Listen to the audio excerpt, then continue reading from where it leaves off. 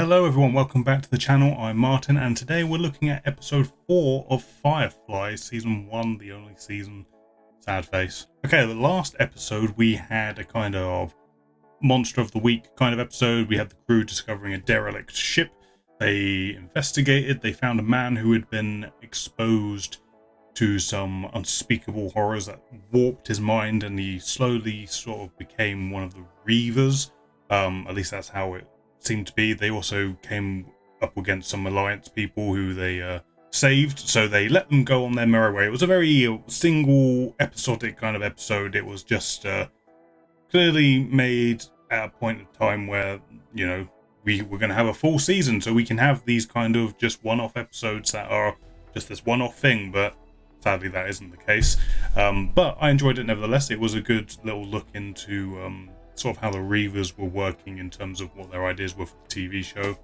And yeah, it was good. It was good overall. Not much to say about it in general, but it was I enjoyed it for what it was. Like I said last time, I enjoy sort of monster of the week stories if they're done well. And I thought that was done very well. So that was episode 3. But now we are moving into episode 4. I do not know what this is going to be. I don't know what it's going to entail.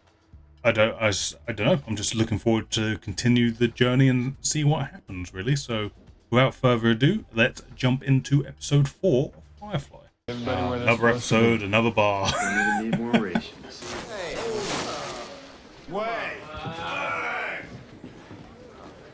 Man's not responsible for ball failure. So they're just like, oh, he's got a sign. He's got a sign. We can't do anything about it. Made money, huh? Hand over fist, man. Took this right off them. And they earned that with the sweat of their slave trading brows. Now. Terrible shame. I mean, they won't discover it till they go order their next round of drinks. Way. Good drinker, that one. well, that you don't even know he noticed. He just grabbed you on the shoulder. I mean, fair enough to assume, I suppose. Lovely place, I told my friends. Jesus. That's quite a short cold open. They're usually a little bit longer than that. I say usually, I've only watched 3 episodes. This is the way it's normally done. I'm 3 episodes in, I think I get it.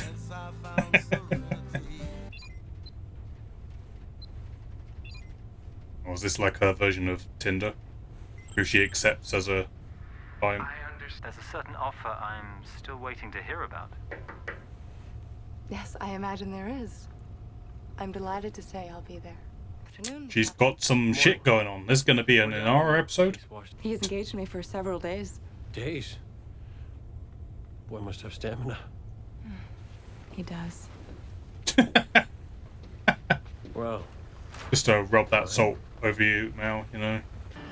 They like each other, but they don't want to say it. If I'm gonna wear a dress, I want something with some slink. You want a slinky dress? I can buy you a slinky dress. Captain, can I have money for a slinky dress? I'll chip in. I can hurt you. The only place I've seen something so nice. I like the ruffles. Nora gets to wear whatever she wants. What are you gonna do in that rig? Bounce around the engine room? You're like a sheep walking on its hind legs. Mal's a bit tetchy today, isn't he? What's going on? Hello? Oh, Mark Shepard. Manager, Captain Reynolds. Now we're favored guests. Treated to the finest in beverages that make you blind. Alright, favoured So what is guest it you need? brought here by gunpoint. Good, man. You backed out of a deal last time. Left us hanging. Hurt our feelings. You recall why that took place? Had a problem with your attitude, is why. I felt you was... what's the word? Pretentious. Except Whose side is Jane on? Just the ones I'm better than. Of course, you couldn't buy an invite with a diamond the size of a testicle. I got my hands on a couple.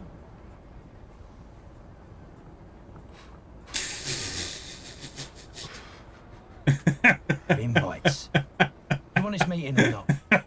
That's silly. Pure old silly humour. Colonels. Yep, so Mal is absolutely coming to this dance. That's what's going to happen. Atherton Wing and Inara Sarah. I like the whole thing, people like shouting out who's here. No one gives a fuck. This person's here. Yeah, we're not listening to you, dude. Keep shouting though.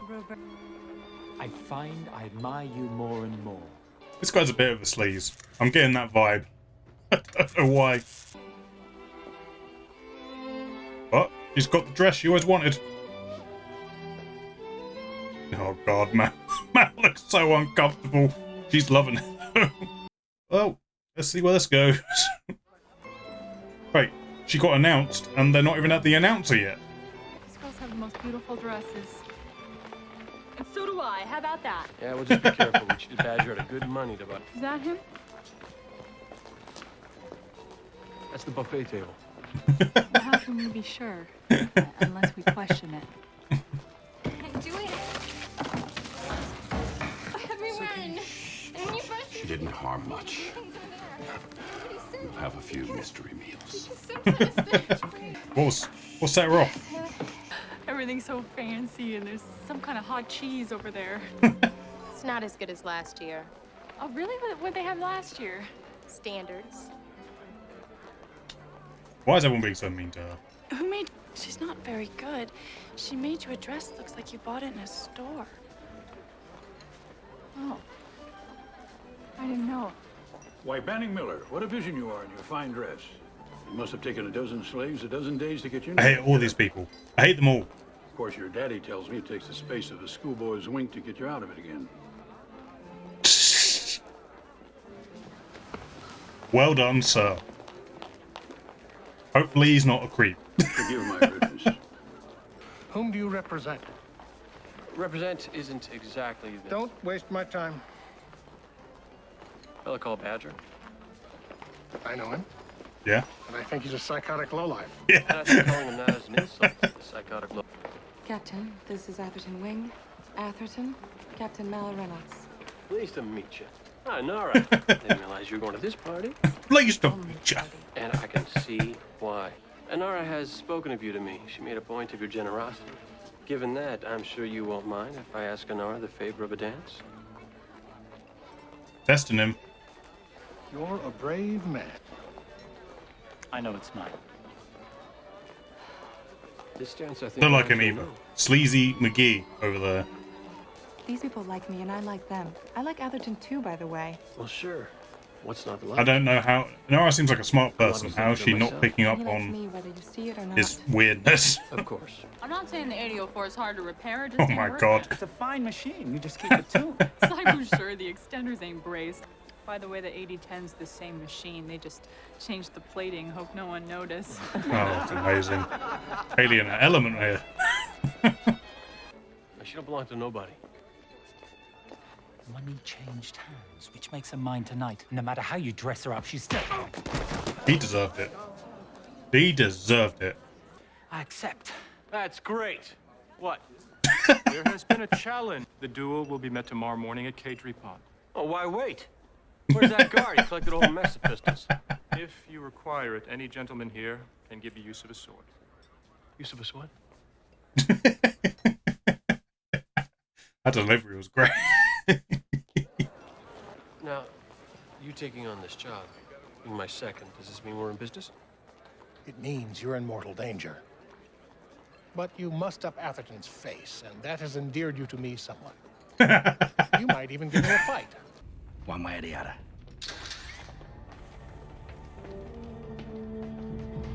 Jane, I wouldn't. Why not? She was... I mean, she... Hi. Oh, Kaylee. I mean, that was a sweet little smile there. She was actually kind of proud of Jane for like, standing up for Mal. That was a nice little subtle moment. I got a secret. What the hell's going on here? Don't seem likely I'd tell him to you. Now do it. Anyone off dating Colony knows better. Call me if anyone interesting shows up. Well, that was remarkable. I like that. I might not show respect to your job, but he didn't respect you. That's the difference. Inara, he doesn't even see you. Well, I guess death will solve the issue to everyone's satisfaction. Mao is a contradiction in many ways. Don't do it. And he's still trying to figure his shit out. In the case that happens, it means he's a felon. I've called. But he's a good dude. That's true. When it comes down to it.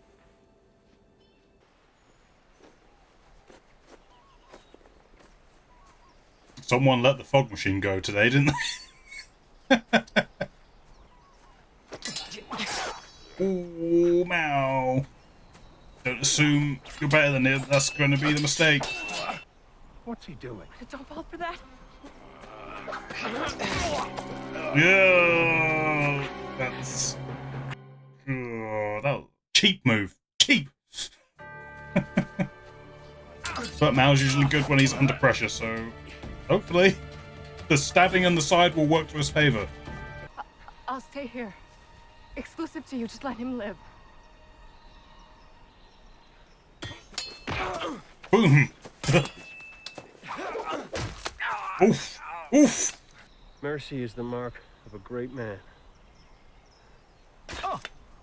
Guess I'm just a good man.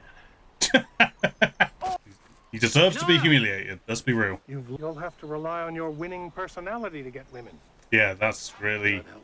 Yeah. Yeah, I was gonna say, that ain't gonna happen. I'll have it in your hold before midnight. So, to get a job, all he had to do was take a few stabs to the gut.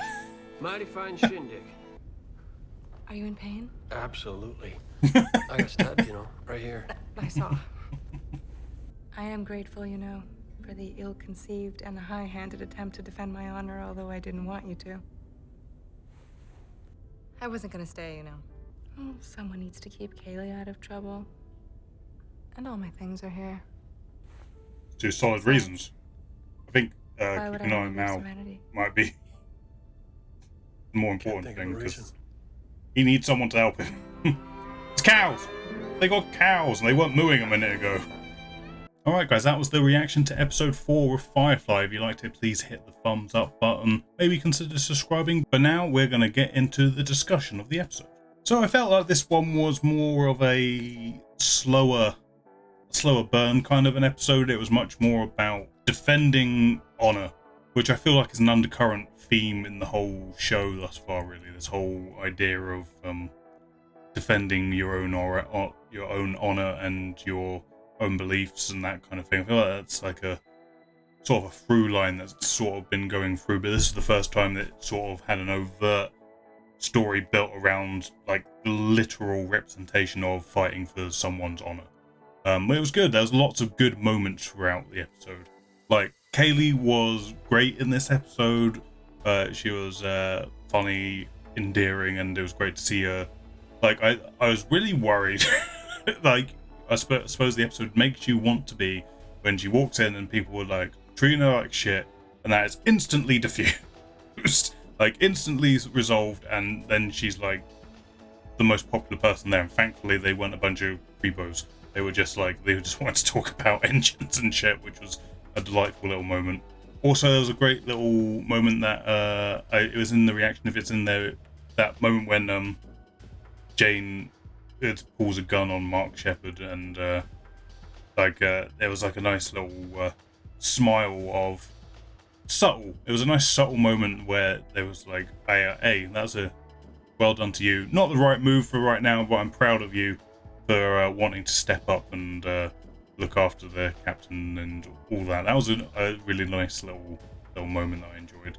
But overall, I feel like I didn't really know what direction the episode was going to go in. I thought like, oh, it's going to be an Anar episode, and then I thought, oh, it's going to be a Kaylee episode. Oh, it's going to be a Mao episode. But then I think it fell into being a much more like, as well as going along with the whole defending honor and beliefs. I feel like this was a much more, let's dig into Inara and Mao's relationship, like how, because we've seen him sort of having this butting heads relationship with her, but obviously he's quite fond of her and she of him, and it was nice to sort of get some very clear lines drawn between like he doesn't like her job, but he likes her as a person, and it's an interesting thing. Like it's a job that she chooses to do and she's happy to do it, and there's like this thing that stops her from liking him is the fact that he just can't understand that this is something she likes doing, it's work that she likes, and it's legitimate and it's legal, and she's proud of that fact, but it's something he just can't get on board for, and that's where they sort of just bang heads a little bit over. And there's a debate, obviously the show is putting forward, is that Mao seems to respect her as a person more than any of her clientele, and it's an interesting dynamic between the two of them. I think they have a lot of respect and dare I say love for one another, but there's just certain things getting in the way of them really letting it blossom and be something. I don't know how far the show is going to go into that, because obviously we only have 14 episodes, and in the movie, if I remember correctly, she sort of comes into it maybe halfway through, maybe a little earlier. We don't really get too much on their relationship. Again, it's one of those things that I feel the movie sort of assumes that you kind of know. It's going to be interesting rewatching the movie after the show and sort of see if I pick up on details that maybe I wouldn't have done when I saw the film. But yeah, it was a nice exploration of those two in particular, and seeing what they are willing to do for one another, because I feel like the show sort of sets up they're just kind of rude to one another, and it's not quite clear in terms of what they're willing to do for one another, although I sort of assumed that they would.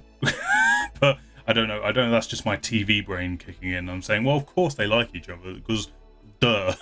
But it was nice to see an episode that just fulfilled that kind of thought process of they are willing to do anything to protect one another, despite the things that they don't agree on, which is nice. It's a nice exploration of that whole idea.